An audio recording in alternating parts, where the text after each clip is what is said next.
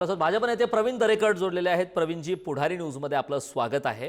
मोठी घडामोड आजच्या दिवसभरातली कृषी खातं हे माणिकराव कोकाटे यांच्याकडून काढून घेण्यात आलंय। खातं अखेर बदलण्यात आलंय। मात्र विरोधकांचे पुन्हा आरोप सुरू आहेत। काय आपली यावरती पहिली प्रतिक्रिया? नाही, मला वाटतं विरोधी पक्षाची भूमिका राजकारण करायची ती प्रामाणिकपणे पार पाडताना दिसत आहेत। खरं म्हणजे एवढा मोठा निर्णय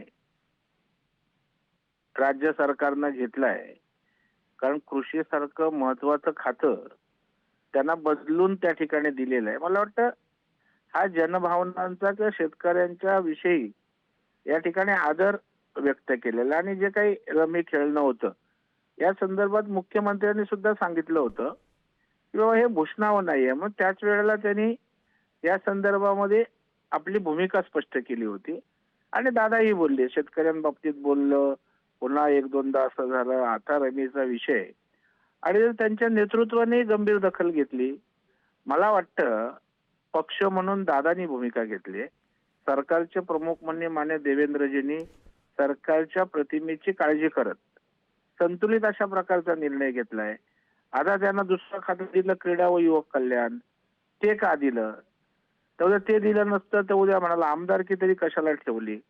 मला वाटतं शेवटी सरकारमध्ये प्रशासन चालवत असताना, निर्णय घेत असताना कोकाटेंच्या कामाच्या बाबतीत कोणी बोलू शकत नाही। अत्यंत प्रशासकीय चांगलं काम, अनेक शासन निर्णय त्यांच्या नेतृत्वाखाली झाले। आता चुकीची त्या ठिकाणी योग्य ती समज त्या ठिकाणी दिलेली आहे ना, आणि आता त्यांना क्रीडा व युवक कल्याण खातं आहे, माणूस त्या ठिकाणी दुरुस्त होत असतो। त्याच्यामुळे आता ते त्या खात्यात चांगल्या पद्धतीनं काम करतील अशी आपण अपेक्षा करूया। नाही, चांगल्या कामाची अपेक्षा तर आहेच प्रवीणजी। मात्र यामध्ये एक महत्त्वाचा मुद्दा हा सुद्धा आहे की दुपारीच काँग्रेसचे प्रवक्ते सचिन सावंत यांनी सुद्धा पुढारी न्यूजशी संवाद साधत असताना एक प्रतिक्रिया दिलेली होती की सरकारच्या माध्यमातून माणिकराव कोकाटे यांना वाचवण्याचा प्रयत्न करण्यात येतोय, राजीनामा देण्याऐवजी खाते बदललं जातं। यावरती त्यांचा आक्षेप होता। नाही, त्यांचा आक्षेप तर ते काय आमचं कोडकौतुक करणार का? बरं, माणिकरावांच्या संदर्भात सरकारला वाचवायचं असतं तर माननीय देवेंद्रजी त्याच वेळेला ते उघडपणे पाठिंबा किंवा भूमिका घेतात ना।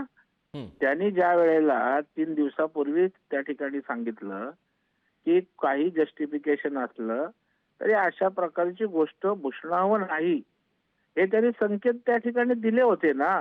मग पाठीशी घालायचं असतं तर त्या ठिकाणी कृषी खातं त्यांचं ठेवलं असतं ना।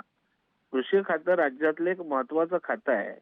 शेवटी सरकार चालवत असताना त्यांच्या पक्षाची भूमिका, त्यांच्या पक्षाला काय वाटतं, त्यांचं नेतृत्व त्यांना काय वाटतं, 3 पक्षाचं सरकार चालवत असताना माननीय मुख्यमंत्र्यांना संतुलित निर्णय घ्यावे लागतात। आणि मला वाटतंय याचं राजकारण कोणी करू नये। आता योग्य अशा प्रकारची भूमिका सरकारने घेतलेली आहे। मला वाटतं त्यांना जे काही खातं मिळेल त्यात त्यांना काम करू द्या, कारण काम म्हणून, प्रशासन म्हणून, शासन निर्णय म्हणून त्याने त्यांच्या डिपार्टमेंटला उत्तम काम केलं, याच्यावर कोणाचं दुमत असायचं कारण नाही। नक्कीच प्रवीणजी, आपला मुद्दा लक्षात आला। खूप खूप धन्यवाद, आपण पुढारी न्यूजशी संवाद साधलात त्याबद्दल। दरम्यान माणिकराव कोकाटेंनी केलेल्या वादग्रस्त विधानांवरती एक नजर टाकूयात ग्राफिक्सच्या माध्यमात। हल्ली भिकारीही 1 रुपया घेत नाही, पण आम्ही शेतकऱ्यांना पीक विमा देतो। कर्जमाफीच्या पैशातून शेतकरी लग्न आणि साखरपुडे करतात, असं एक विधान माणिकराव कोकाटेंनी केलं। शेतातील ढेकळांचे पंचनामे करायचे का, असा सवाल सुद्धा त्यांनी केला होता। कृषी मंत्रीपद म्हणजे ओसाड गावचे पाटील, असंही त्यांचं एक वक्तव्य गाजलं होतं। त्यावरती सुद्धा खूप चर्चा झाली, आरोप झाले होते। कृषी मंत्री माणिकराव कोकाटे यांची खरंतर वादग्रस्त विधानांची मालिका सुरूच होती। त्या मुद्द्यांवरून आरोप सुरू होते आणि त्यानंतर त्यांचा थेट विधान भवनात रमी खेळतानाचा व्हिडिओ व्हायरल झाला आणि त्यावरती सुद्धा खूप चर्चा झाली।